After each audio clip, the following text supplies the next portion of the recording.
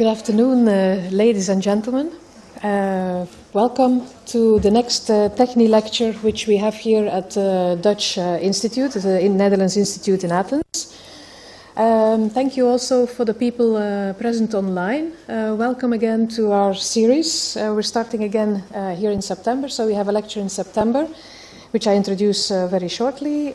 We have one in October and one in November. So I'm looking forward to hearing more about cross-craft interaction and related topics. I will start with introducing Dr. Despina Ignatiadou. She's the head curator of the sculpture collection in the National Archaeological Museum in Athens for the last 10 years, where she's in charge of the collections and collaborates in the presentation of exhibitions in Greece and around the world. But we also know her as a specialist on glass, especially in the classical period in Greece. She studied archaeology and art history at the University of Thessaloniki and also conservation of antiquities at the Institute of Archaeology at the University of London. Her PhD thesis from Aristotle University was published as a monograph entitled Colorless Glass for the Elite in Ancient Macedonia, published in 2013. Dr. Despina Ignatiadou has also participated in excavations in Greece and abroad and has published numerous papers. She is a member of the Archaeological Society in Athens and a corresponding member of both the Archaeological Institute of America and the Shanghai Archaeological Forum Awards Committee. She was curator also at the Archaeological Museum of Thessaloniki for 31 years, managing the archaeological collections, editing publications, and presenting exhibitions, and later was the head of the metalware collection and deputy director. She co-curated the successful permanent exhibition, The Gold of Macedon, and co-authored the exhibition guides. She was also in charge of the Glass Cosmos temporary exhibition and its catalogue. Despina Ignatiadou's scientific interests focus on glass and metals, archaeometry, plants, pre-Roman medicine and pharmacology, magic, board games, painting, sculpture, and many other topics. So she is very widely interested in a lot of archaeological and other topics, and we'll hear exactly about that very wide range of interests today in her talk. Now, before I give the word to Despina Ignatiadou, I also would like to introduce our discussant, Dr. Eleni Konstantinidi-Syvridi, who is curator at the Department of Prehistory, Egyptian, Cypriot, and Near Eastern collections of antiquities at the National Archaeological Museum here in Athens. She's also a co-organizer of the TEXNH series with us, and we're very happy for her to be there with us each time. She graduated from the University of Ioannina in Greece and did her PhD at the University of Birmingham. Her research focuses on the late Bronze Age Aegean and Eastern Mediterranean, with special interest in Mycenaean jewelry and dress, and we will hear more about that on the 8th of November. She has given seminars and lectures on history and technology of Mycenaean jewelry in Greece and abroad, and has written numerous articles and book chapters on various late Bronze Age issues, including the topics just mentioned. For the past decade, she has been co-editing a multidisciplinary project for the reconstruction of ancient gold working techniques, while she is currently studying the corpus of metal signet rings housed in the Mycenaean collection of the National Archaeological Museum. Again, a topic we will hear more about later on. So I'm very pleased, Despina, to call you to the floor tonight. Thank you very much, Director, dear Anne. Thank you all for being here and from afar.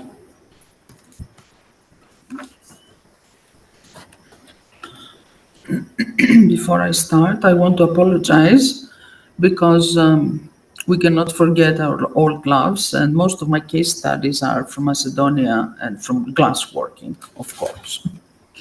Well, the productions of pottery, metals, glass, and faience all share technological parameters. As they are all based on pyrotechnology, connections and influences among them are inevitable. The typological and chronological connections among the products follow the technological advances, that is, the possibilities the latter create. The technology of pottery, which appeared first, created the conditions for the evolution of all the others, initially on the technical level and later on the artistic one too. It has been suggested that glass technology is a lateral branch of the pottery technology, while a connection between glassworking and metalworking has also been suggested. The evolution of furnaces and kilns has been of key importance for the firing of the clay products. I must clarify here that I follow this distinction between a furnace and a kiln. A furnace is usually heated first, then charged, then the stuff removed and the furnace eventually cooled. A kiln is usually charged, then heated to fuse the stuff, then cooled and the stuff removed. A long evolution has led from the early simple prehistoric pit furnace to the composite kiln of the historical period, with a fire tunnel, combustion chamber, and firing chamber with perforated floor.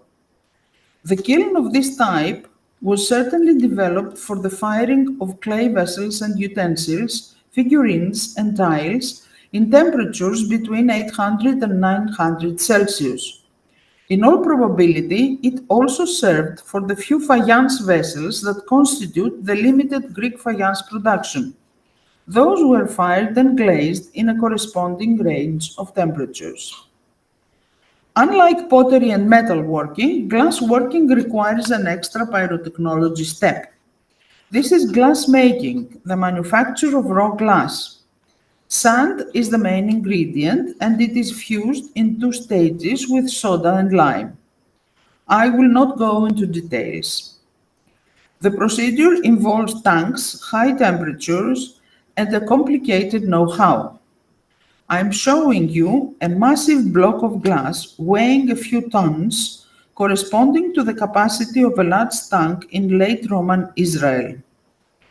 Large blocks like this or much smaller ingots are broken to chunks and those are heated till they are soft enough to be used for the fabrication of vessels, jewelry, and inlays. This was done in the local workshops, of which none survive from the pre-Roman period. The early glassworking furnaces seem to draw from the shaft metallurgical furnaces. The use of crushed glass led to a reconstruction of the core-forming furnace by Dudley Giberson, who is a designer of modern glass kilns and a glass artist. He based his reconstruction on a Bronze Age find in Mesopotamian Nuzi and also on the form of traditional bead-making kilns in Africa. He proposed a domed construction with a top opening. A small opening near the base helps airflow and also two gears are used. The primitive and traditional furnaces for bead making and for small core-formed vessels still operate on this principle, with the artisans sitting around the furnace or facing corresponding openings. Let's see the stages of use of this early type of furnace for making core-formed objects, that is beads and vessels. The same procedure is followed for making the body part of core-formed vessels with the addition of handles and bases involving the use of tools. First, they make the core from some kind of material, something like sand or soil. Then they roll this core over crushed glass. Then they put it on the top opening of the furnace until the glass becomes soft to soften. And then they decorate with various tools. This is a time when they cannot yet reach the temperature for melting the glass. Therefore, they do not keep molten glass in crucibles inside the furnace. This happens later, in the Roman times, and the furnaces changed dramatically to a dome construction with 2 or 3 stories. Below is the burning fire. The second or middle story is equipped with 1 or more openings through which the artisans can reach the crucibles inside, placed on a shelf or perforated floor. From there, they will draw molten glass. Slow cooling is done in the upper compartment. The dominant use of clay in the construction of the furnaces, like walls, floors, and perforated middle floors, is still encountered in traditional brick-built furnaces for artistic productions. From the Roman period, every day the glass artisan tests the fluidity of the batch, and we often encounter in excavations the fluidity test droplets. They are tiny,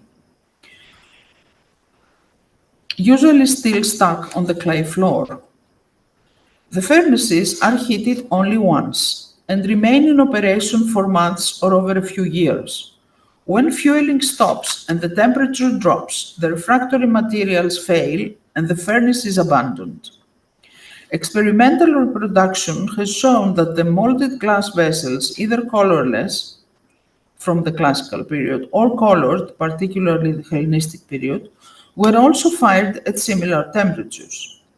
The absence of workshop installations for their manufacture and firing highly contradicts the resonant presence of the products. Therefore, questions arise on the kind and the special distribution of the workshops which produced them. We could, with relative certainty, suggest that the pottery workshops and kilns were occasionally or secondarily used for the small-sized production of luxury products like glassware. Clay also dominates the equipment of workshops for other materials, in which are used sets of clay utensils and small tools. Ceramic basins for water and various preparations like slips and glazes are used in every workshop. Sieves and firing supports are also made of clay. Ceramic crucibles and tuyères are used in glassmaking, glassworking, and metal smelting, metalworking for the molten material. A relatively unknown type of utensils are the ceramic trays used in glassworking workshops for small quantities of the colored glass necessary for decorating the products. We have Hellenistic finds from Rhodes, and from the same workshop, we also have ceramic spatulas for use with softened glass. You can see these trays here. Can you see my pointer? Yes, it's here. And you can see there is a tiny one here sitting on top of a bigger one for a different color of glass. In the pottery workshops, where work is being carried out cold, the basic tools were probably wooden with parts of metal or no metal at all. By contrast, in metalworking and later also in glassworking, where many stages of the work were carried out hot, metal tools are common. The most explicit examples in glassworking are the glass blowing tube and the small rod we call the mandrel. The tube started its life in clay in Jerusalem around 50 BC, but soon they started making it of iron. It is 1.5 meters long, so that the blower's mouth is protected from the high heat of the product at the other end. The mandrel is a solid rod around 30 centimeters long, valuable for bead making and core forming. In the Bronze Age, it was made of bronze, and later, until now, of iron. Unlike the practice in the other two crafts, wooden tools and molds were and still are used extensively for glass.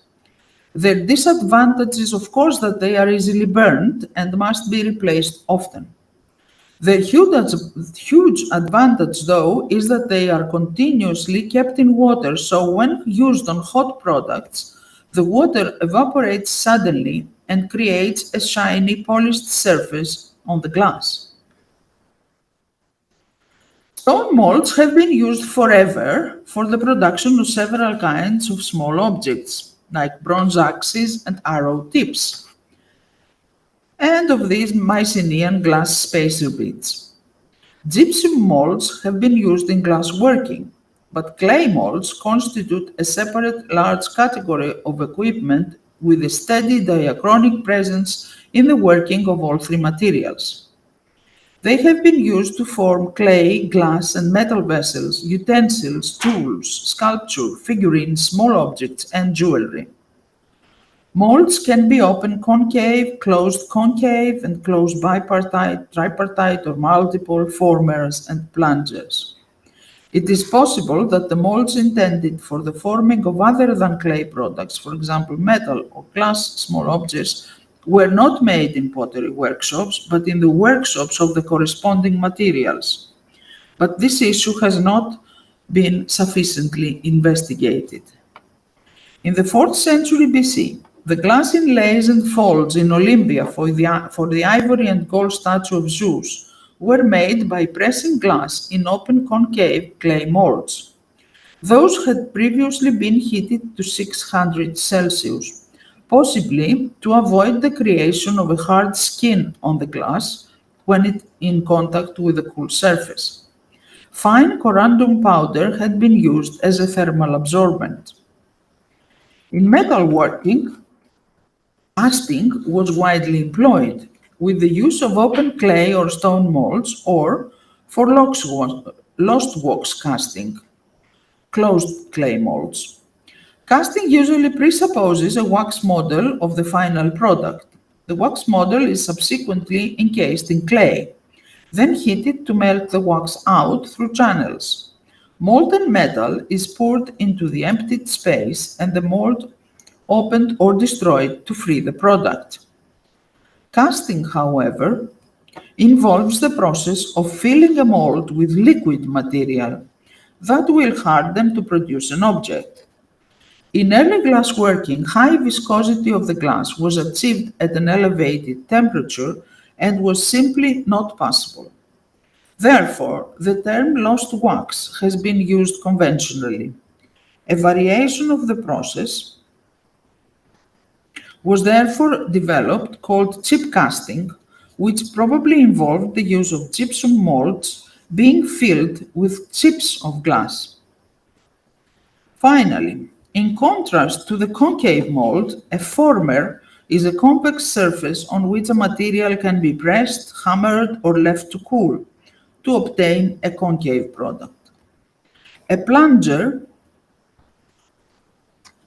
is a former attached to a handle. It thus can be pressed inside the product to form a concave space. These two special molds seem to have been used in both pottery and glassworking in combination with the basic equipment in the pottery workshops, the potter's wheel, which I have deliberately left last. The wheel was also made of clay.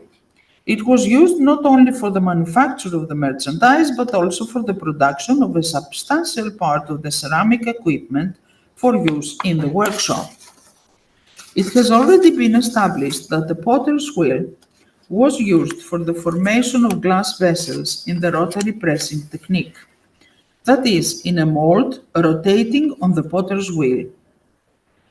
The mold was probably a gypsum mold for single use. While rotating, it was filled with viscous glass that was pressed in the mold with a plunger.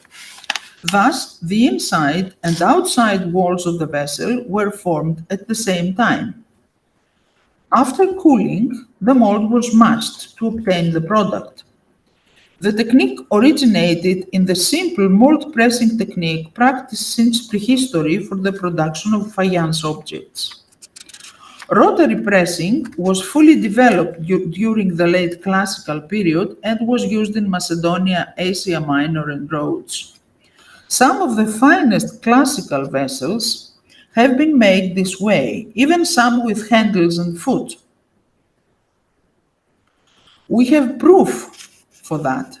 As we can see, the concentric circles scratched by inclusions in the mold material or a series of curved displacements on the skin of glass. During the Hellenistic period, this invention led to a new technique in the manufacture of the ceramic mold-made bowls. The replacement of the gypsum mold with the clay one was decisive, with decoration either stamped or impressed into it from an existing vessel. Like the faience bowls, the ceramic mold-made bowls were manually finished on the inside without the use of a plunger. Additionally, the clay mold was reusable. Therefore, the production of multiples became easier and faster. While it is possible that the technology for the ceramic mold-made bowls originated directly from that of faience, the typological affinities strongly suggest the contribution of glassworking. It has been pointed out that there is a similarity of shapes and decoration between glass-handled skiffy of the 4th century and the later ceramic mold-made bowls. The chronological gap of approximately 1 century between the two groups places at the starting point the glass production, the earlier of the two. With the advance of time, two contemporary parallel productions developed. That of the ceramic mold-made bowls for the wider social strata, and that of the sandwich gold glass bowls for the upper social strata. These are made of two colorless bowls with cut-out gold leaf placed between them. There have been many theories on how these bowls were made. There's a group of scholars who believe that they were made and separately. Two bowls were made separately. The seam is here, and that they could fit so perfectly that the gold leaf was applied on the inside one, and then the other would fit outside, on the outside wall. I do not favor this theory. I think that they were made hot.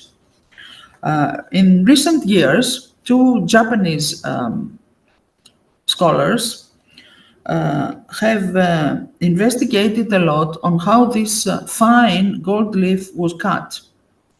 They are reproducing this decoration, and quite easily, cutting the foil with a simple knife, but very carefully. We still don't have a name for this technique. We are sure that this is the one that has been used in antiquity, but we still use the Japanese term, which is kirikane. Theoretically, an existing vessel of metal, stone, or clay could become an open mold, as could also a clay or gypsum mold taken from such a vessel. But materials have behaved differently and posed technical limitations. It has been suggested that some ceramic Hellenistic mold-made bowls found in the Athenian Agora were made in molds taken directly from metal vessels. Yet this practice must have been very limited, if any at all. The stylistic study of the clay and metal examples suggests that both imitate a common prototype. These could only be the sandwich gold glass bowls, the most precious of all products of this nature. From the 2nd century BC on, Cretan glass pyxides were made by a variation of a development of rotary pressing without the use of a mold. The entire process took place on a potter's wheel, where a rotating viscous mass of glass was formed on the inside by the use of a plunger, and on the outside with tools, in close correspondence to the process of shaping a clay vessel. Rotation on a potter's wheel was mentioned by Pliny as a process for making glass products, and we have identified this reference with the existence of ribbed bowls, a very limited production of the end of the 1st century BC till the middle of the 1st century AD, so from 50 BC to 50 AD. And quite suddenly, a much earlier bowl appeared in Eleftherna to show us that the technique was practiced in Greece already in the 8th century BC. The bowl was found in the famous burial of the three priestesses. I will conclude with the techniques here, because I think you have already been subjected to an overdose. But I would like to say a few things on prototypes and typology. Pottery production, metalworking, and glassworking function in a common artistic milieu. It would therefore be unusual not to find similarities in shape and decoration, especially among vessels and utensils. The three artisanal productions should not be judged in equal terms, however, either regarding their artistic value or the influence they projected or received. As a tool for viewing influences, I use the theory of skeuomorphism, according to which materials without intrinsic value are used to imitate expensive materials. The archaeological findings confirm the value of the theory, and we can place every production at a different level of value dissemination and the creation of prototypes. Pottery, being a very ancient artisanal expression, presents the oldest history and diachronic technology with few modifications. Clay is a material with little intrinsic value. It is widely present in nature and easy to obtain. The processing of clay in conditions requiring low energy without investment in expensive spaces and equipment, its plasticity and its suitability for everyday use have led to its widespread acceptance and its use by all social strata at all times. The products did not establish prototypes for which more costly materials have been used. The metals, especially copper, silver, and gold, used for the manufacture of vessels, generated prototypes because of their intrinsic value. The difficulty in obtaining and processing metals has not affected their acceptance because their availability was considered a privilege of the rich and upper social classes. Their durability and splendor were, of course, also valued. And because of these qualities, metals were from an early time associated with divinities, astral bodies, and royalty. Iron constitutes a special case. It is classified in the group of precious metals, although it was not used for the manufacture of vessels due to the difficulty in hammering it. The casting of iron became possible only in recent times, yet it was highly valued in antiquity because of its shiny surface and its hardness, and remained a valuable material fit even for kings. According to the scale of values in antiquity, the most expensive material on the Earth's crust was rock crystal, a common prototype for all the other materials, and especially for stone and glass. Colorless glass is an imitation material, yet certainly not a cheap substitute for its prototype. Pottery was produced in many centers and was more widely present than metalware. Metalware had in turn a wider distribution than glassware, the product with the most limited production among all three. Yet, although pottery did not create prototypes, it was an excellent receptor of the influences exerted by all the more expensive materials. It undertook the task of disseminating versions of the more expensive prototypes for use in the daily life of the simple individual. It is therefore no surprise that during the classical period, silver-gilt vessels are rendered in pottery as red figure pottery in an inspired transcription of the bimetal combination to bicolored clay. Later, during the Hellenistic period, the era of the citizen of the world par excellence, it became possible for everyone to buy the ceramic mold-made bowls echoing the precious metal or glass vessels that only the rich and powerful could own. It has also been suggested that glassware copied types of metalware, yet careful examination of the relevant finds does not prove this. On the contrary, it seems that the metal vessels either follow chronologically their colorless glass counterparts, or they both copy common prototypes made of rock crystal. The scale of values corresponds to the typology and use of the three productions. Pottery produces more shapes than metalworking and glassworking because pottery meets all everyday needs, while the other two have only specialized uses. Between the latter two, metalworking produces more shapes than glassworking. Internal distinctions can be noticed between silver and bronze.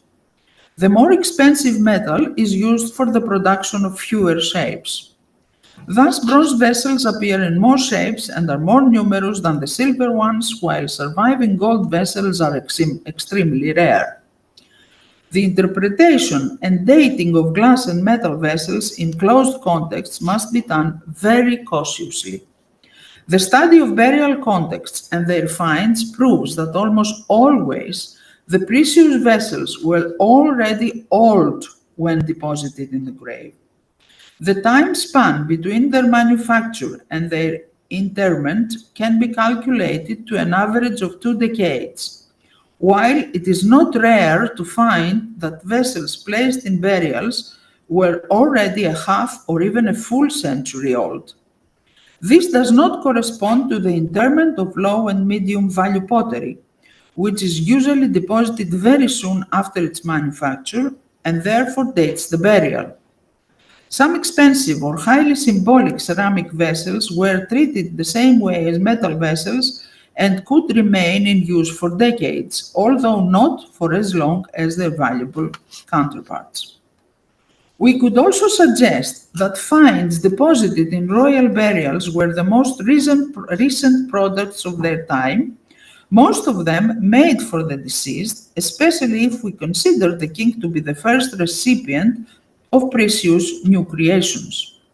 On the other hand, however, even the royal personal belongings escorting their owners to the grave may often have been chosen from the content of the royal treasury, that is, from among family dynastic heirlooms accumulated over a period of more than one generation. Under this prism, we must reevaluate all the precious vessels from closed contexts and disconnect their dating from the dating of the burial, as those vessels are almost never contemporary with the accompanying pottery. Consequently, it seems clear that the early Hellenistic burials contain vessels dating to two periods: Hellenistic pottery and late classical metalware and glassware. The chronological beginning of the Hellenistic period with regard to metalware and glassware is not clear, because classical and mainly late classical vessels continued being deposited in graves until the early 3rd century. Groups of metalware found in unlooted burials of the 4th to early 3rd century in Macedonia and Thrace consist of vessels manufactured from the end of the 5th century onwards, but mainly during the reign of Philip and Alexander. After Alexander's death, the production of precious ware was reduced in both quantity and quality. Yet this is not visible in the burial contexts of the last quarter of the 4th century, because older vessels remaining in use until then continued being placed in burials. The Hellenistic shapes presented in this chart are only a suggested compilation. It shows that if we exclude the precious vessels made during the classical period that are found in burials of the early Hellenistic, we can see that at the beginning of the 3rd century there is a limited resumption of the production of metalware and an even more limited resumption of glassmaking, creating a new picture of the burial content. The shapes of precious ware during the Hellenistic period are manifestly fewer in number, but also different from those of the classical period. At the same time, the new pottery shapes develop in two groups. The large and middle-sized utility vessels for storing and serving liquids follow traditional types, which continue evolving as they have since the early antiquity. Remaining strictly within the framework of pottery production, the revolution indicates a limited connection to other arts and other materials and no dependence on precious prototypes. It is mostly the small-sized and closed-shaped vessels that are encountered in both or all three materials in both the classical and the Hellenistic period. These are the vessels mostly based on precious prototypes, and they are either ritual or libation vessels, like fiale, or tableware for drinking, like calyx cups, cantharoi, beakers, and so on, or for serving food. Additionally, a large group is formed by unguentaria of various shapes and of some other utensils, like the pyxes. Some of these shapes appear in precious metal mainly or only in the classical period, but continue into the Hellenistic mainly or only through their ceramic copies. The imitation is not restricted to the shape, but extends also to decoration. A characteristic example can be seen in the gold calyx cantharos from the burial of the Thracian king Sephthys near Sephthopolis in Thrace. Its decoration is limited to the interior and consists of incised concentric circles and palmettes on the floor. It is the best example of a prototype copied by the corresponding stamped decoration on black glaze pottery. Other characteristic examples of such shapes are the hemispherical skyphos, the calyx cap, and the calyx cantharos. The earliest hemispherical skythic glass or metal are dated to the classical period and bear vegetal decoration. On the threshold of the classical to the Hellenistic period appear only in Macedonia glass hemispherical skythi with relief shells. The shape was copied in pottery as early as the late 4th century with dissemination in the 3rd. The ceramic hemispherical skythi are black glazed and are usually decorated in the west slope style. The calyx cap evolved from the very old shape of a vessel with a concave neck and a hemispherical body, sometimes with an omphalos. The shape was very popular until the end of the classical period, especially in Macedonia, where silver, but also glass and ceramic calyx caps of the Ionian type were made, with heights equal or smaller than their diameters. Near the end of the century, tall calyx caps are encountered in clay. This is here a tall calyx cap, have the body of the standard type, but a taller neck. And this particular example is perhaps from Aegina, has been dated to the 3rd or 2nd century, but I believe that the vessel type and the relief decoration dated to the 4th century. The calyx cantharos, last example, has a strong presence in Hellenistic metalware and glassware, but its production begins in the classical period. It appears in different variants. Variant A with an outturned rim, high swank handles, and low foot. The most impressive example was the gold one that I showed you before. Variant B with an outturned rim, high swank handles, and tall foot, dated to the 4th century. Variant C with hemispherical body, foot, and vertical or high swank handles. The metal examples have tripartite ring handles or high swank handles and are dated to the 4th century. The ceramic examples are of the 3rd century. They have vertical tripartite handles and are usually decorated in the west slope style. This type is considered an Attic creation. Many examples originate in Athens. And last, with conical body, foot, and high swank or tripartite ring handles dated before 320 BC. The handles appear first on the glass find. The ceramic examples are inspired by the earlier precious finds. The ceramic finds are a local Macedonian variant of the Attic type, influenced by the Macedonian metalware and glassware of the classical period in Macedonia. To conclude, dear friends, I have tried to show technological and typological affinities and differences among productions. There is a lot of work still to be done, and I certainly encourage young scholars to follow this path. It will not be easy.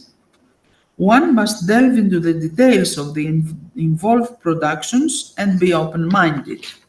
Thank you very much.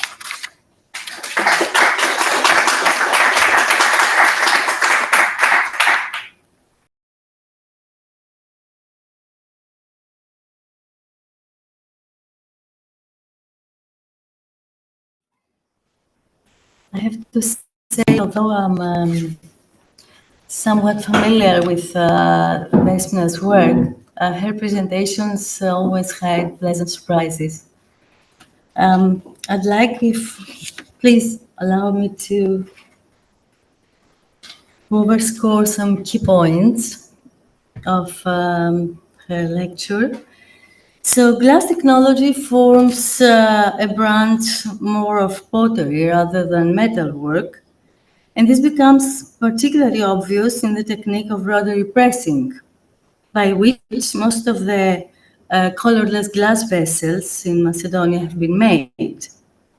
Actually, among others, it's Marian Stern who has extensively discussed the interactions between potters and glassmakers from the very production of the first glass vessels in Mesopotamia in the 6th century BC to the 4th century AD.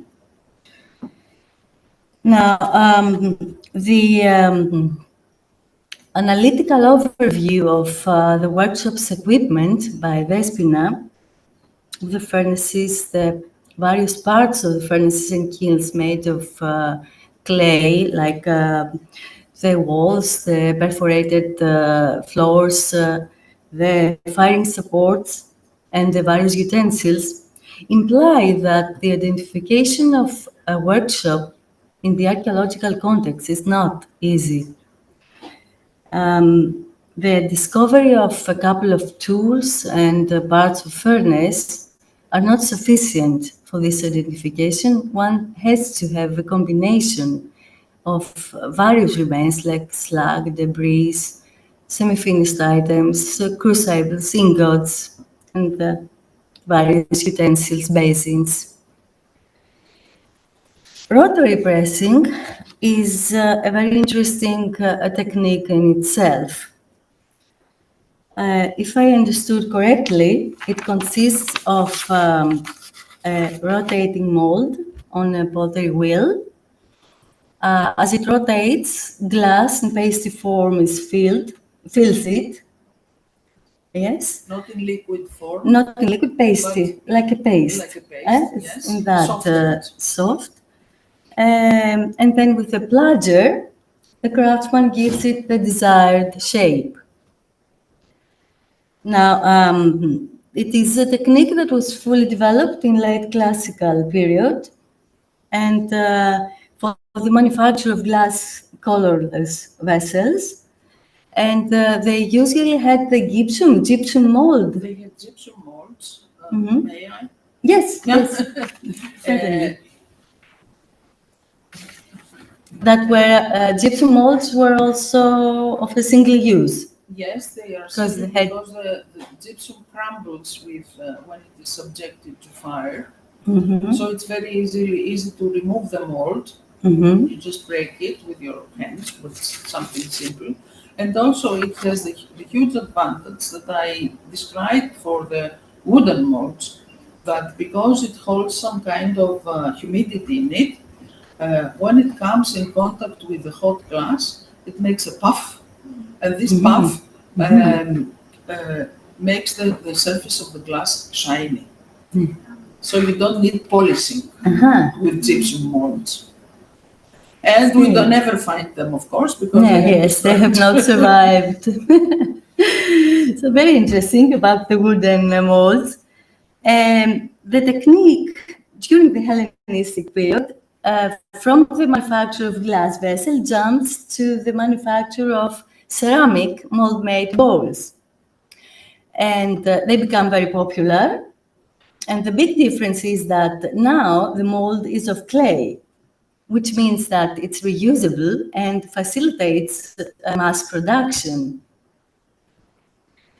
And during the next century, we find the Cretan glass pyxides again in another version of the technique.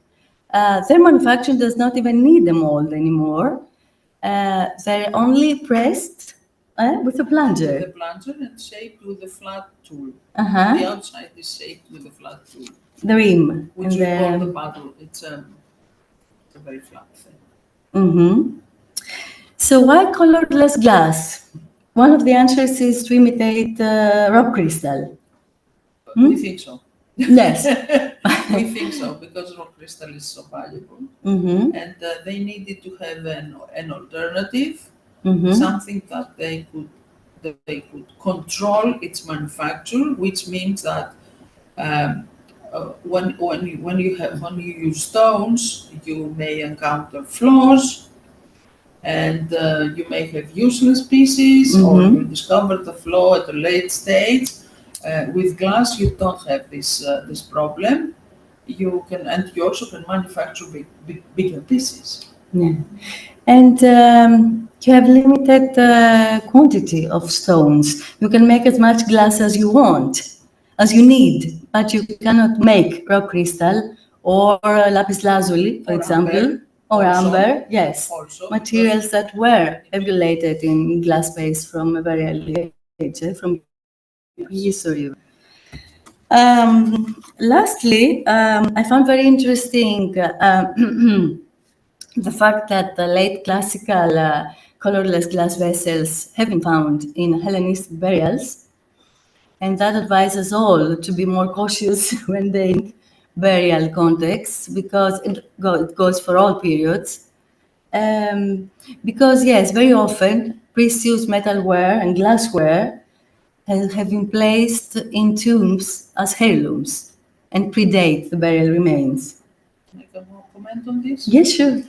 This is, I like to say that we must be careful, very careful, because change between the two periods is not evident, but we must always keep in mind that when we have a late 4th century burial, we have someone who died in the Hellenistic period but lived in the classical times.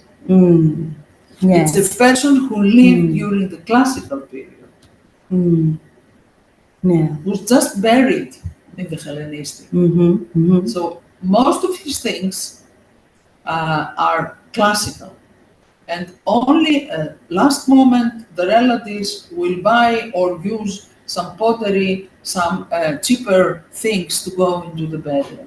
Because For the most burial of the itself. pottery, yes, Yeah. because most of the pottery is not older than 10 years at that period. Yes, yeah. Of course, we have finds that are made of pottery and are fine objects, but even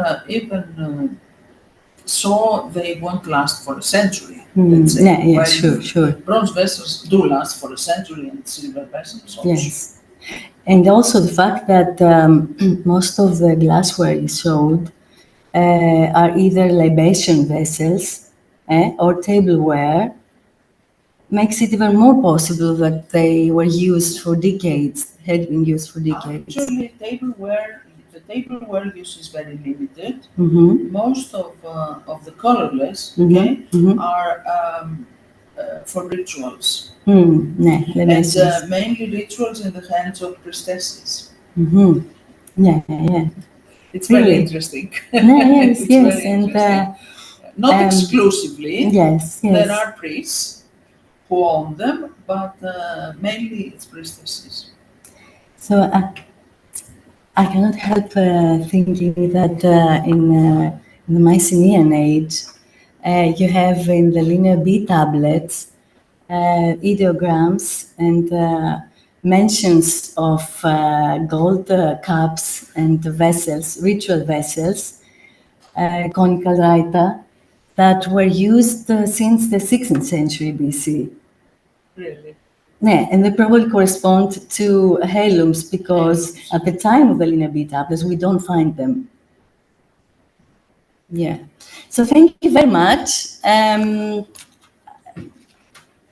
Please, I invite you for questions to the speaker. Yes. Okay. I just wanted to say that Despina Ignatiadou is always a treasure. A word terminology, and I learned many terms. Thank you very Very much. much. Yes. I like it to have in the National Museum. Someone else? May I answer that comment? I thank you very much because she knows. She has also a PhD on glass from the archaeological point of view and the conservation point of view. Yeah. Thank you. Ines?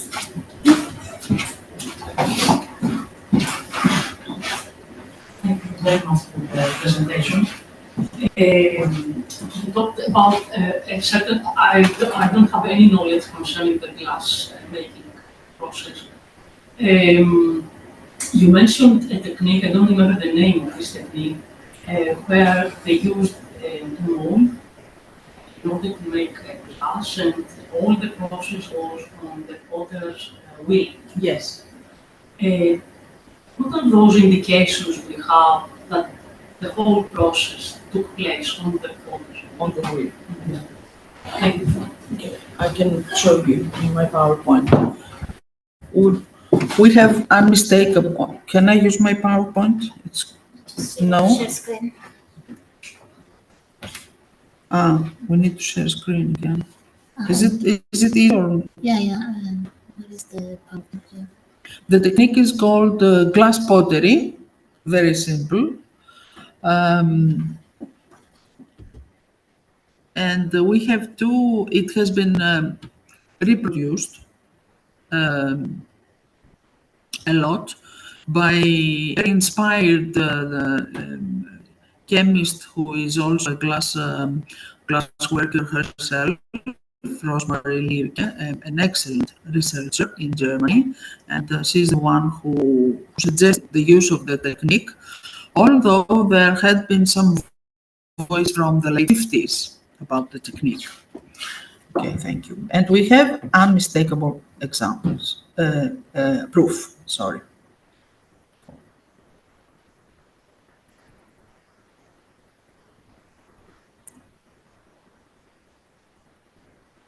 Okay, here we are.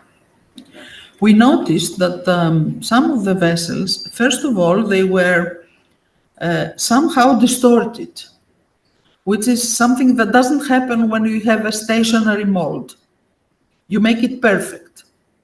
But if something is rotating, then sometimes you have the handles a bit offline, or you have other, like, for example, the grooves that are here are not totally horizontal, which does not make sense for a mold.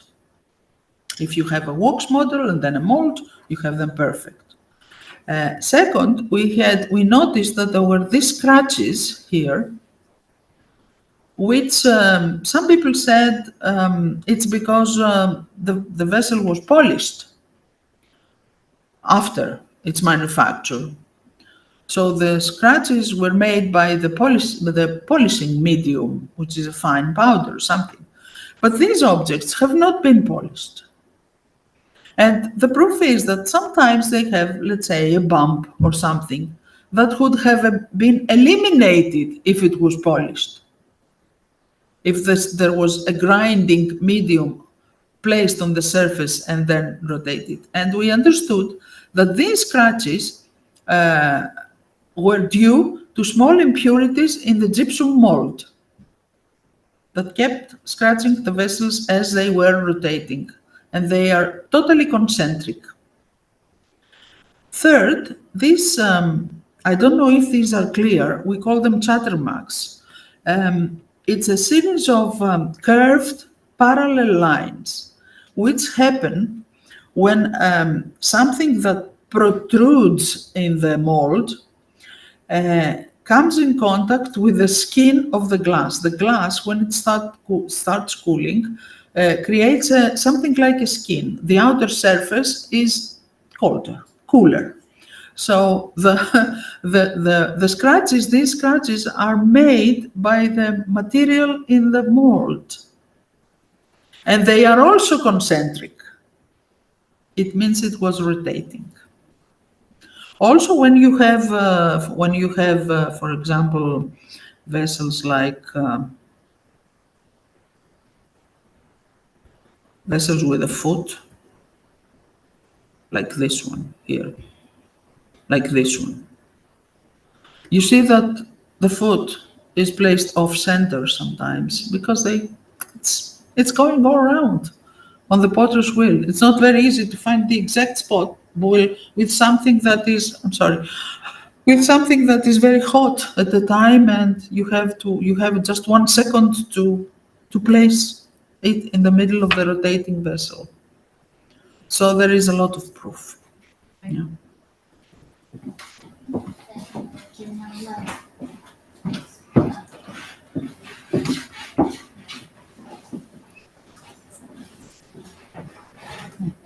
Έχω έχει μια ερώτηση.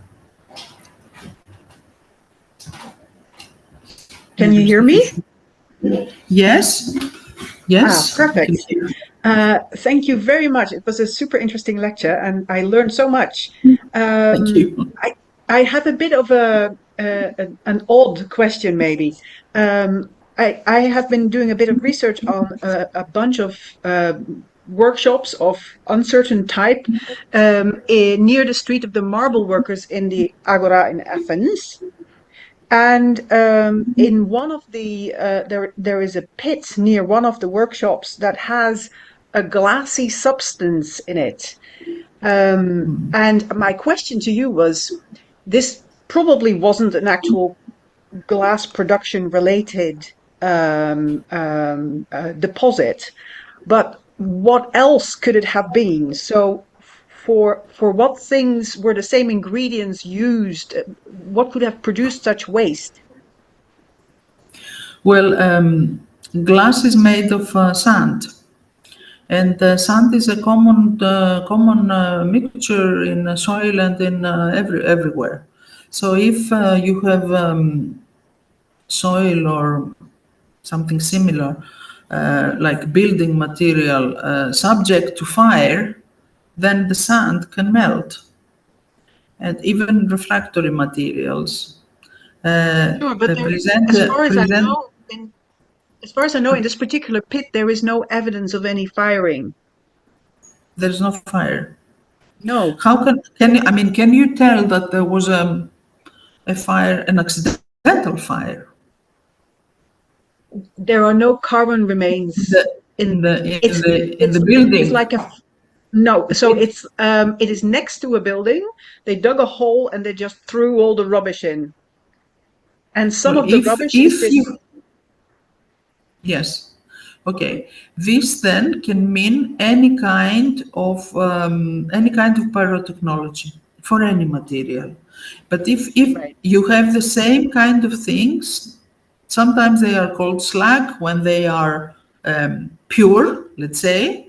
Sometimes they are just silica, which has been subjected to fire. So it can be associated also to bronze working, to whatever involves fire. If you have glass working, it's amazing how much glass you would have around. You will be surrounded by glass remains. Small drops on the floor and broken pieces and distorted pieces. But if you want us to have a look, please. I don't have access to this material, sadly. And the last time I asked at the Agora, they looked very long, but they couldn't actually find what exactly it was. But I can send you the reference, and maybe you can somehow or a picture. Yeah, or a picture.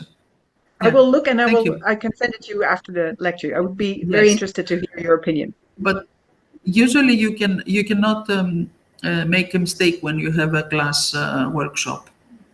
Right. It's glasses everywhere. Yeah. Okay. Thank you very much.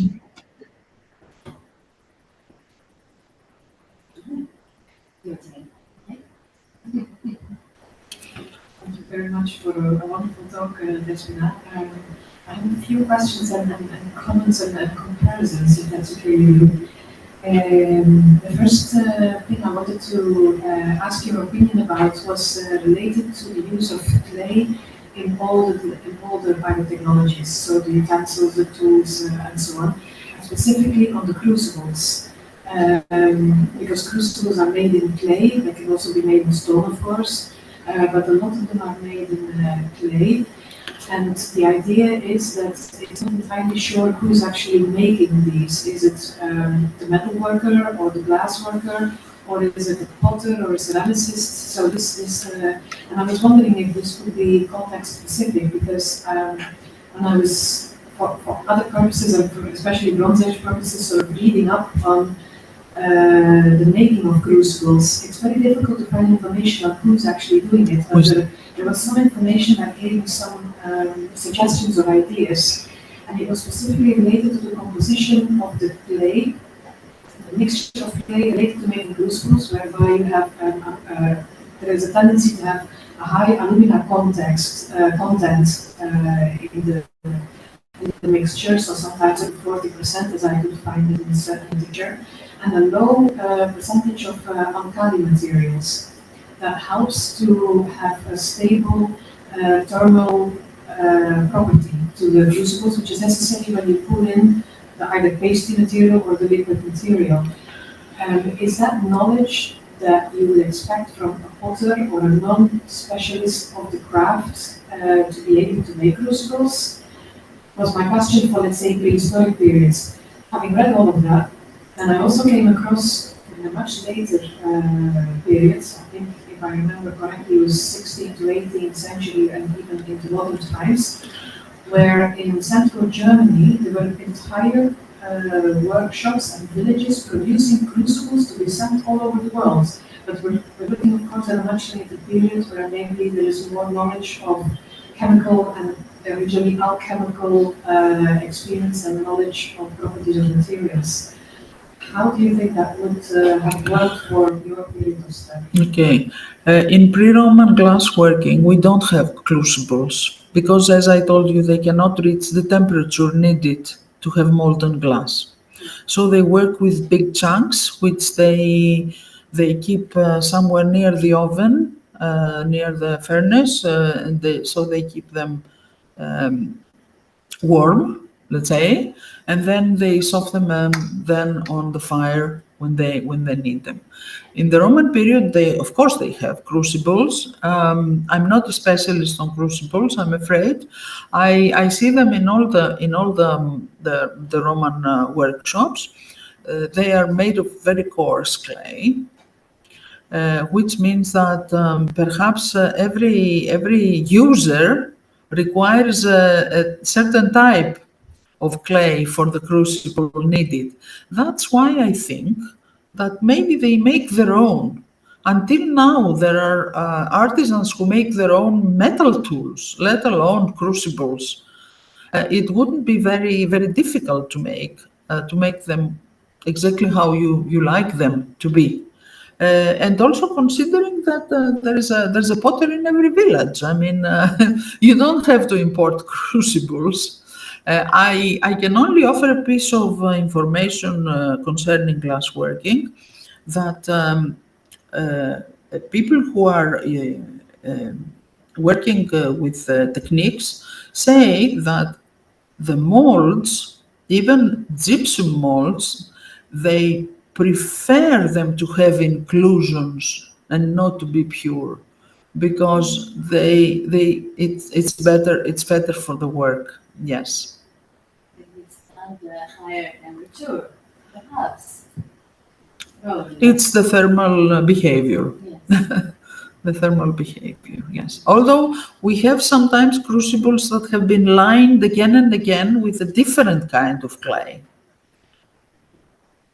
Have you noticed this? It's you have a crucible that breaks or is damaged, and then they line it with a second clay, the second kind of clay, which is not of the same type of the previous one. It's perhaps finer or something different, which means that according to the need, they work. In this way, they want to, let's say, to close any pores. Any pores, or to use for a different kind of content also. If they want it for a finer glass or whatever, I don't know, or a finer metal or something different, a different use. Yeah. And especially if you say that every village would have had a potter, there's enough information going from one person to another. Also, I have suggested that because these vessels that I usually present, my colorless vessels, are very expensive vessels, but they were made in multiple workshops I would call them royal workshops for Macedonia. But of course, they are found outside Macedonia. For example, one of these kind of workshops is the workshop of Phidias in Olympia. And we have so many materials from the same building. We have lead, we have glasses, we have the molds, we have everything, which means that probably they had different artisans collaborating under the same roof. And I call them multi-workshops. It's very probable that they had a potter in the corner making whatever they wanted. But they have been sharing equipment. So were they sharing also their equipment? Would it be possible? I would say that it would be possible. We have a huge difficulty, in pre-Roman glassworking because we have some installations which we suspect are workshops and some debris that we know are from workshops, but we never have both. So we really don't have even one workshop of the pre-Roman period. And we have so many glass objects because it's not just the vessels. There are so many types. There is jewelry, there's inlays for furniture. And this, I think, enhances the idea that all those were used in perhaps in pottery workshops because they had the molds. Since they could make the mold, they could just soften the glass, and it's some kind of special knowledge, but it's not unusual to have it in certain parts of Greece, not in every village. Yeah. With Roman glassworking, it's different. It's more widespread. We find the furnaces. There have been PhDs for Greece in particular. You can have a look. It's maybe you will find many answers.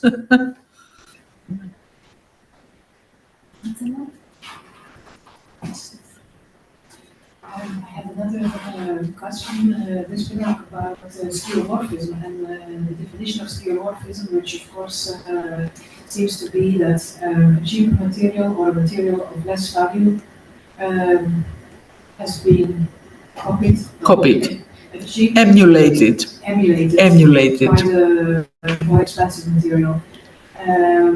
It seems that also that could be context specific for the reason that when you look, for example, at the Minoan conical cups, which are a very simple vessel in terms of shape, made in clay, they seem to have been copied in metal in terms of the shape in a later period in the Mycenaean context. And the evidence for that was sitting in I think 3 or 4 silver conical cups in the Kokla tomb in the Aquilids. And my only question was, if we look at cheaper materials as, let's say, the material to copy from the more expensive materials, but we see here the other way around, would it be that even though it's a cheaper material, that the actual cup itself has a value for its own, or on its own, rather than the material value? Would that be enough of a reason to still be talking about skeuomorphism, but in the other direction? I'm not sure I understood. Say, for example, yes? Say, for example, that the prototype made in the cheaper material in this specific case. Can you have a prototype in a cheaper material? Can you have a prototype in a cheap material? You can have a prototype if a pithos is concerned, if a budget is concerned, but would you have a luxury tableware made in pottery? This is not a luxury vessel, it's a small, simple... So what makes someone imitate the cheap one? Maybe because the vessel itself had value by itself because of the ritual or because it came from a region that was valued in the eyes of other people? Yes. I mean in those terms. It could be, Just not material, but from the... to my opinion, because not all archaeologists think like me. I am a scavomorphism person. To my opinion, yes, it could happen, but I am still expecting that it originated in a precious material. Even this symbolically loaded object once had a very precious origin. For example, I work with, with jewelry, with vessels, with so on. And then finally I encounter, the publication of Alajahouyuk. And here is everything in gold.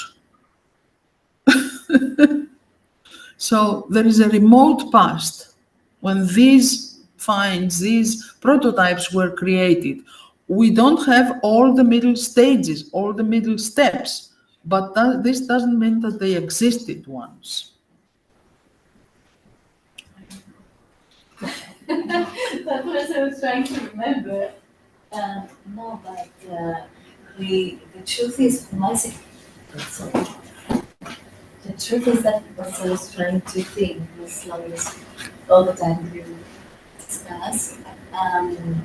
Truth is that from Mycenaean context, we have beautiful clay writer with extraordinary decoration, which you find only in rich tombs. So perhaps it is also a matter of society and society symbols to find in a less valuable material the shape and the symbols, the iconography that you expect to find in a prototype of valuable material. I mean, for the Mycenaeans, perhaps that clay rhyton had the same value with the silver rhyton, for example. I can't believe this. I'm sorry. I cannot believe this. We have classical burials which are loaded in silver, not gold. We don't have gold. And bronzes, wonderful bronzes. And then you have one pottery vessel which is just says, throw me away, And you say, they could have put something better in that burial because this was an important person. Why did they need this particular? I would say that the content was valuable. So it was the package of a valuable content, or let's say of a traditionally valuable content that had to come in this kind of amphora, which is terrible, really. Today pottery just for the shape, but we have to consider also the content.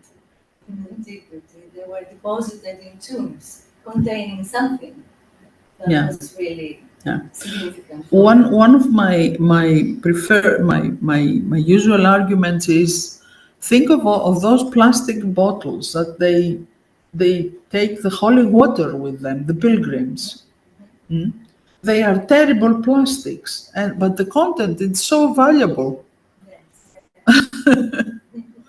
Yeah, that could happen, but this doesn't mean that there was a gold bottle like this made for the Pope, let's say, or a silver one made for the Pope, and all these are imitating. Again, I'm saying we don't have all the links of the chain. There are many missing links. Thank you. Thank you very much, Despina, for a very, very, very interesting talk with plenty of different aspects to it. We can continue discussing. Yes, I think we will continue discussing over a glass of wine, and I would like to invite everybody to join us upstairs for that glass of wine. Thank you very much. Thank you for the invitation. Thank you.